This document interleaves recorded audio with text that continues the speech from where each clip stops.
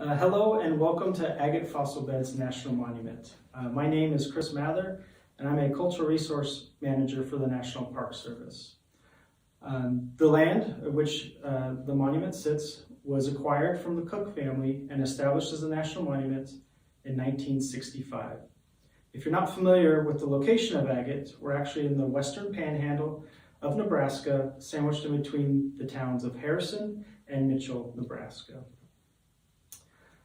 James Cook made his way to Nebraska in 1870. It was during this time he befriended a Lakota Sioux leader named Red Cloud. As their friendship grew, Cook and his family would often invite Red Cloud and his people to the ranch where they would exchange stories and gifts. Some of those gifts we'll see today, but they also include things like beaded moccasins, painted hides, and smoking pipes. For today's discussion, we'll actually be taking a closer look at some of the culinary tools and food processing items that are found here at the Cook Collection. Okay, so among the items that we have here today, we're first going to start off with some bowls and plates. So typically when you're eating, obviously you're eating on something. And it was no different for Red Cloud and his people as well. So the first thing we have here is actually a wooden bowl. And so bowls are typically made from wood or stone. And this one in particular is made from walnut. Walnut was a higher quality wood and a more desirable wood. And while this one was made from the trunk of a tree, and you might actually be able to see the marks inside the bowl here, the tree rings. It was more desirable actually to carve a bowl from a knot or a burl of a tree. That way it was kind of also already had a round shape to it, which made it less work for processing. And it also withstood, had a stronger integrity to itself. Now our bowls are typically, and plates are made from porcelain or even metal. This is an interesting piece here because this is a plate that's actually made from a piece of rawhide. So you can see here, they've kind of folded it up like a taco for transportation or just for storage. And it's also been decorated. So here, and I'll come closer to the camera, you can see some beadwork on the outside of the vessel, and also these tin cones. These tin cones were a pretty popular decoration item. And at the end of the cone here, you'll see we have dyed red horsehair. So pretty neat.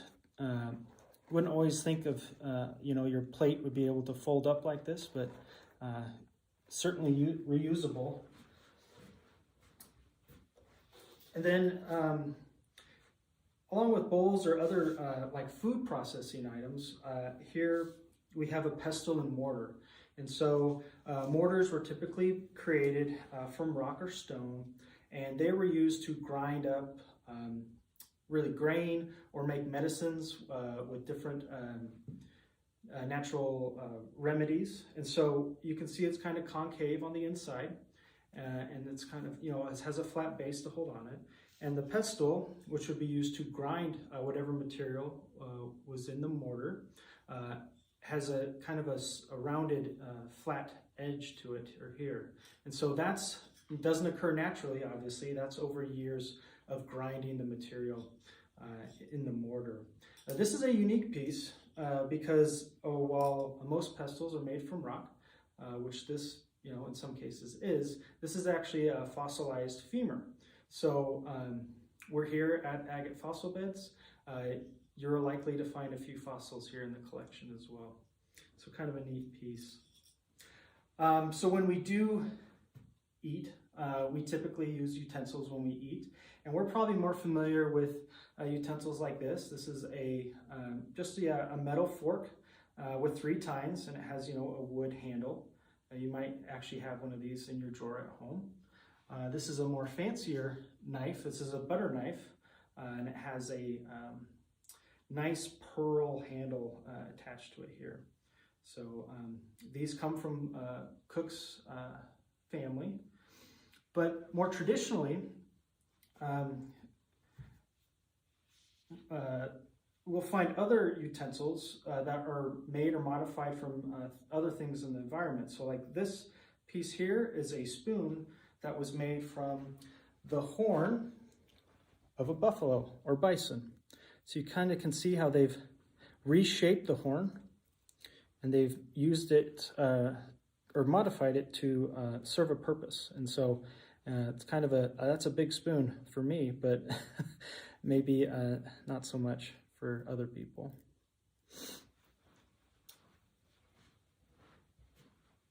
Some spoons or ladles were made from horn as well. So this is a horn from a bighorn sheep, and you can see how it's been handcrafted and modified.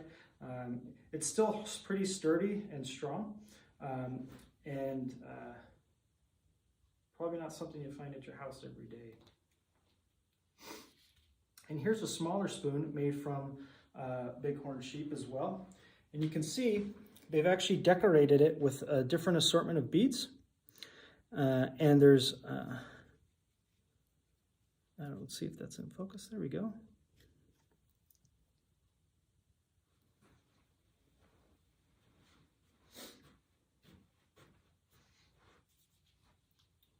Okay, so when we think about processing food, we have several methods that we use today that the cooks certainly used back in the late 1800s and early 1900s. And that's, you know, when you're making mashed potatoes, for instance, you might come across a potato masher. This one's a bit older than probably what you have at your house, but we'd use, you know, we'd mash the potatoes, or maybe we would actually spin what is this? Beater? Yeah, use a beater. We'd maybe use a beater to mix the potatoes or mix something else. Traditionally speaking, mashing and pounding and mixing things was done through what are referred to as mauls, or we might call it a hammer.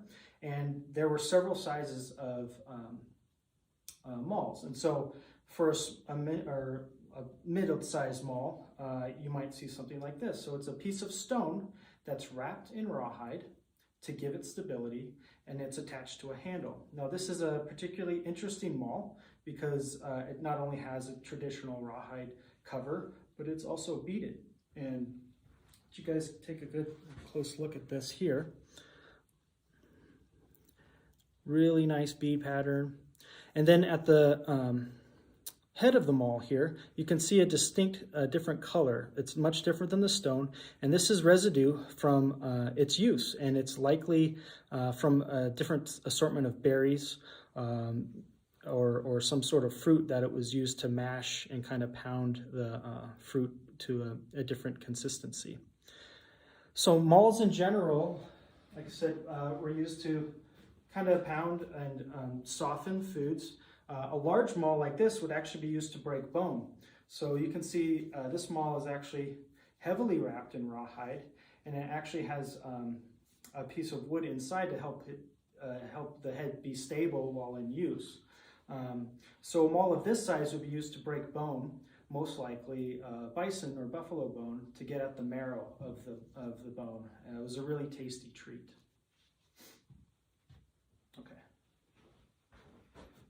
So we were just discussing kind of some of the products or uses of the maul. And here we're actually going to look at something that was made by a maul, and that's pemmican. So if you're not familiar with pemmican, it is essentially meat, or in most instances it was bison or buffalo meat, mixed and pounded together with berries or local cherry sources like choke cherries, things like that. And then mixed together with tallow, which is sort of animal fat, and together it would be made and mounded into these cakes. And so we might think of something in today's world like jerky, you know, and so these are actually pemmican cakes. You can see them here in this jar.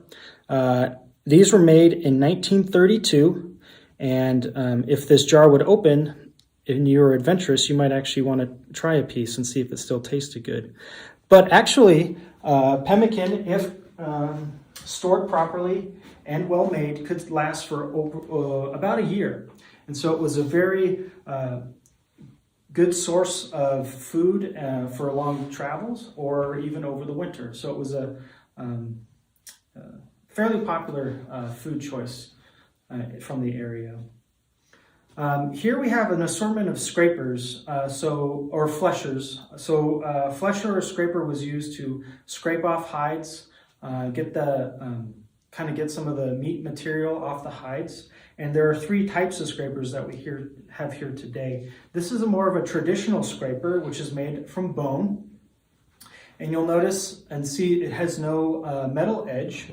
It's just been a modified piece of bone that you would use to then, scrape or remove material from the hide. Now, as we see, more extensive trade, and obviously the westward migration with immigrants, these scrapers would become modified. So here's a scraper that's made from bone, but you'll see that it's been modified with a metal edge. So obviously having a sharp metal edge would require less work and probably a better result and finished product from scraping. This is a scraper as well that's in the collection. This is an interesting piece in itself because it's actually from the bore of a rifle that's been modified, and it's been kind of transformed essentially to be used as a scraper. You'll also notice it's in a much different shape. It doesn't have a hook edge on it anymore. It's just more of a straight and blunt. So a pretty popular method of packaging and transporting items were rawhide bags. These are commonly referred to as parfleche bags, but the collection here has a very large assortment of it. Here's kind of a small flat parfleche bag. You'll see these colors and geometric kind of shapes. There's a very popular design on parfleche bags. So a bag like this would have been most likely used for travel. It's flat in nature, so it could be easily stored. Also a good place to store your pemmican, if you don't have a jar, would be in a bag like this. So kind of a unique little piece here. This is a much larger, what I would say more of like a luggage case or box. And again, it's made from rawhide. These pieces, though they look like they're made from multiple pieces of rawhide, are actually one single piece of rawhide. So they would, stretch the rawhide out, they would cut the rawhide, and then they would fold it and sew it or stitch it back together to make the object that they wanted, whether it was a big box or a small pouch. These square or more rectangular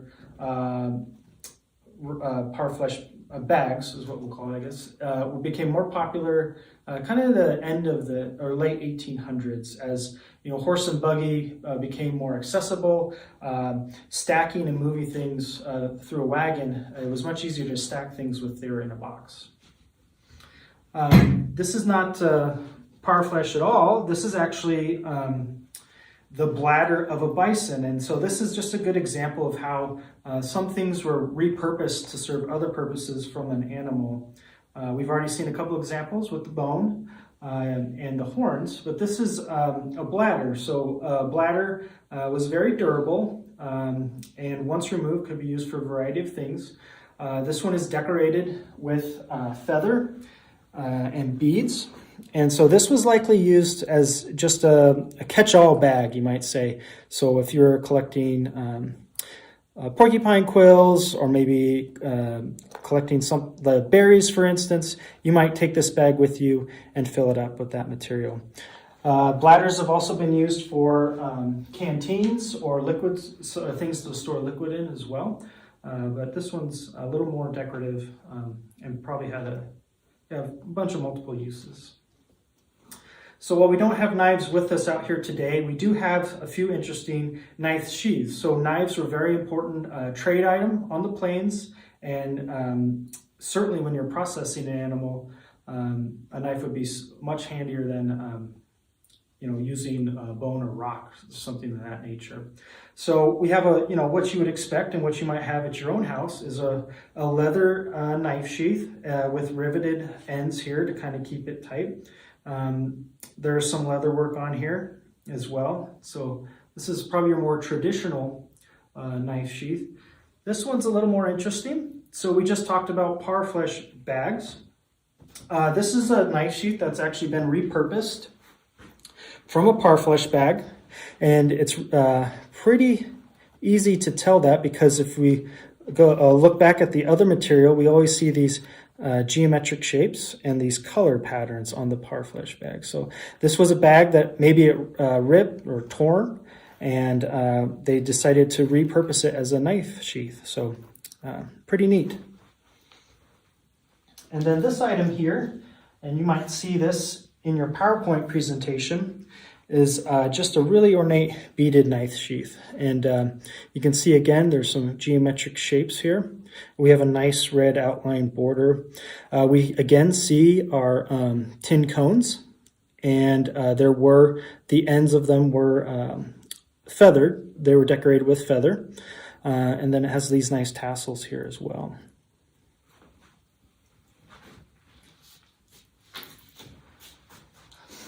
So I hope you guys learned a few things about some of the culinary or food processing tools here we have at the Cook Gallery. And we'll catch you when you come here. I don't know.